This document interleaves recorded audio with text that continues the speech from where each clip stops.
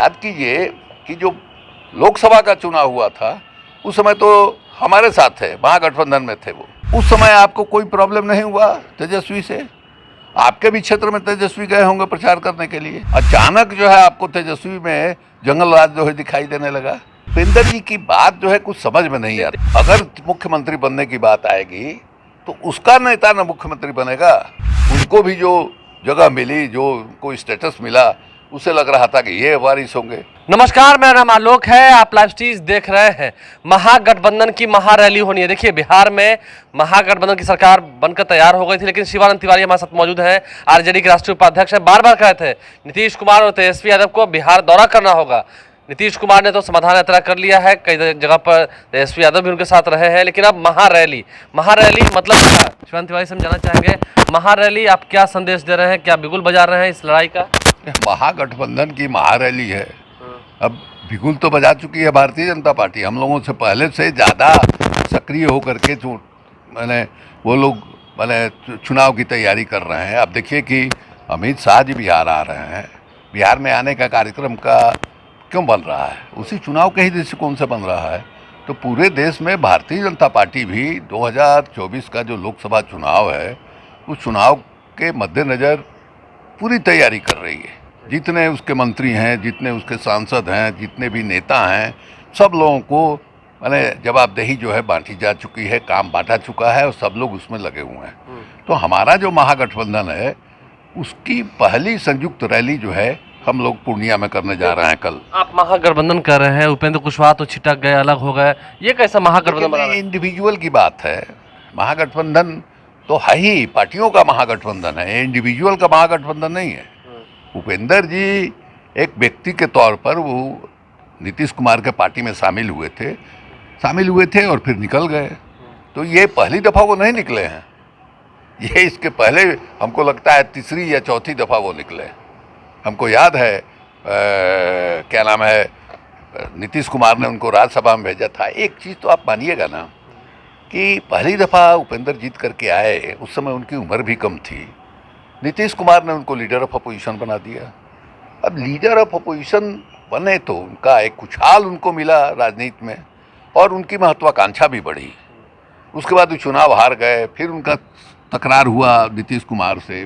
नीतीश कुमार जी के यहाँ फिर वो गए, राज्यसभा में उनको भेज दिया। अब राज्यसभा में सदस्य बने थे, उसके बाद जो है राजगीर में शिविर हो रहा था जनता दल यूनाइटेड का। समता पार्टी थी शायद उस समय, जहाँ तक हमको लगता है, या जनता दल यूनाइटेड था। उस शिविर में उपेंद्र कुशवाहा ने नीतीश कुमार पर हमला किया और ये सवाल उठाया कि भाई पार्टी के अंदर पार्लियामेंट्री बोर्ड नहीं है। पार्लियामेंट्री बोर्ड नहीं है तो तय कौन करता है कि कौन एमएलसी बनेगा, कौन राज्यसभा में जाएगा, या विधानसभा या लोकसभा का जो चुनाव होगा उस उम्मीदवार कौन बनेंगे, कैसे तय होता है? अब नीतीश कुमार बड़ा असहज हो गए थे। उन्होंने हमको कहा कि देखिए ना, ये किस ढंग से बोल रहा है। तो हमने कहा कि ये अच्छा कर रहा है, हमारी तो आत्मा तृप्त हो रही है कि इस तरह से तुमको उगरिया रहा है। फिर हमने उठाया सवाल को, उपेंद्र को पकड़ा। हम कि जिस समय आप राज्यसभा में गए उस समय भी तो संसदीय बोर्ड नहीं था, पार्लियामेंट्री बोर्ड नहीं था यहाँ। तो उस समय आपको ध्यान में नहीं आया कि भाई कैसे हमको हमारा राज्यसभा का उम्मीदवारी जो है तय हो गया?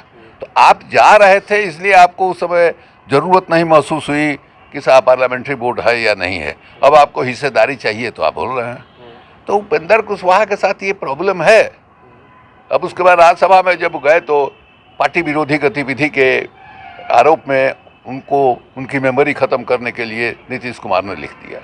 उस समय हमसे भी बोलचाल उनका बंद हो गया था, पता नहीं क्या कारण था, हम नहीं समझते हैं। नीतीश जी कब रुस जाते हैं। वहाँ जो लिख गया नियम ये कहता है कि आपका हाउस में जो नेता है उसके रिकमेंडेशन से, उसके दस्तखत से, आरोप पत्र के साथ जो है मेमोरी ख़त्म करने के लिए सचिवालय को लिखा जाता है और वो कमेटी में मामला जाता है। तो हमसे लिखवाया नहीं गया। अली अनवर जो है उस समय मुख्य सचेतक थे पार्टी के, और हम जो है राज्यसभा में पार्टी के संसदीय दल के नेता थे। अब गया सचिवालय में, सचिवालय जो है नियम के अनुसार हमारे यहाँ भेज दिया, तो हमने भी दस्तखत करके भेज दिया। तो उस समय उनकी मेमोरी ख़त्म होती, जितना एविडेंस था उस एविडेंस के आधार पर ख़त्म होना था। लेकिन चूंकि मेंबर लोगों की कमेटी ही तय करती है कि साहब मेंबरी जाए या नहीं जाए। उन लोगों से अनुरोध किया व्यक्तिगत तौर पर उपेंद्र जी ने कि भाई मेंबरी हमारी मत ख़त्म कीजिए, हम जो है इस्तीफा कर देते हैं। इस्तीफा हुआ उनका, तो इस्तीफा के पीछे उनका बैकग्राउंड वही है। अब उसके बाद फिर जो है वो अलग दल बना करके निकले। पिछला जो है विधानसभा का चुनाव वो अलग से लड़े, और उसके बाद जो है चुनाव के बाद आप याद कीजिए कि जो लोकसभा का चुनाव हुआ था उस समय तो हमारे साथ थे, महागठबंधन में थे वो, और 5 सीट उनको लोकसभा का लड़ने के लिए मिला था। उस समय महागठबंधन में जो नीतीश को लेकर के उन्होंने तेजस्वी को लेकर के अभी उन्होंने जो सवाल उठाया, उस समय महागठबंधन में जो 5 सीट उनको लड़ने के लिए मिला, जिसमें 2 जगह अपने लड़े, उस समय भी तो अभियान तेजस्वी चला रहे थे। उस समय आपको कोई प्रॉब्लम नहीं हुआ तेजस्वी से? आपके भी क्षेत्र में तेजस्वी गए होंगे प्रचार करने के लिए, अचानक जो है आपको तेजस्वी में जंगल राज जो है दिखाई देने लगा। तो उपेंद्र जी की बात जो है कुछ समझ में नहीं आती। दिक्कत क्या होने लगी, क्या बात, मतलब नीतीश कुमार ने यह कह दिया कि 2025 में वो नेतृत्व करेंगे, ये बात खटक गई, या फिर उपेंद्र कुशवाहा ही चाहते थे नेतृत्व करना, कोई बात होगी ना? हम कह नहीं सकते हैं, हो सकता है उनके मन में ये बात हो कि साहब लॉ कुश का मामला है, लॉ जो है इतने दिन से शासन में है, तो उस हिसाब से हमको जो है मौका मिलना चाहिए। लेकिन ऐसे मौका नहीं न मिलता है।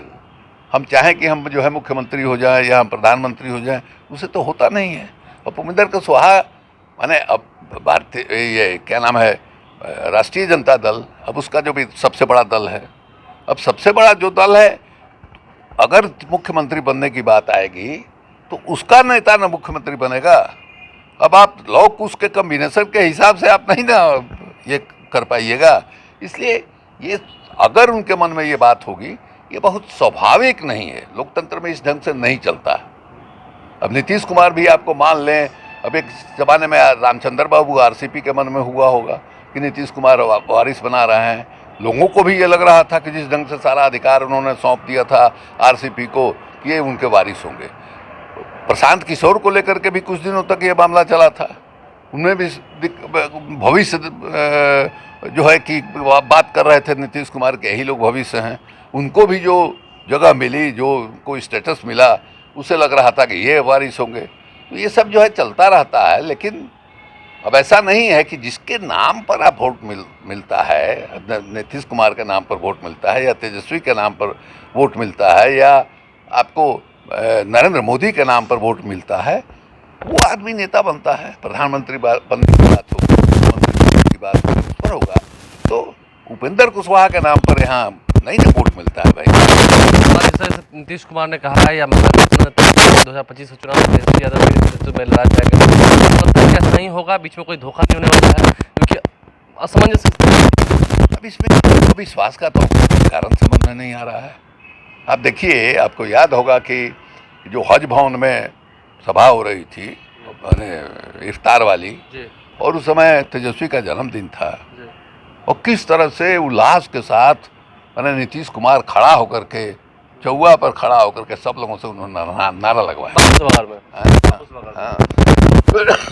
तो आप समझिए कि जो आदमी, हमको तो ऐसा वो दृश्य हमको भूलता नहीं है कि जो अपना बेटा होगा, उसमें भी इस तरह के उत्साह का प्रदर्शन होगा कि नहीं, इसमें कहना है। तो इससे धोखा वाली बात हम क्यों माने।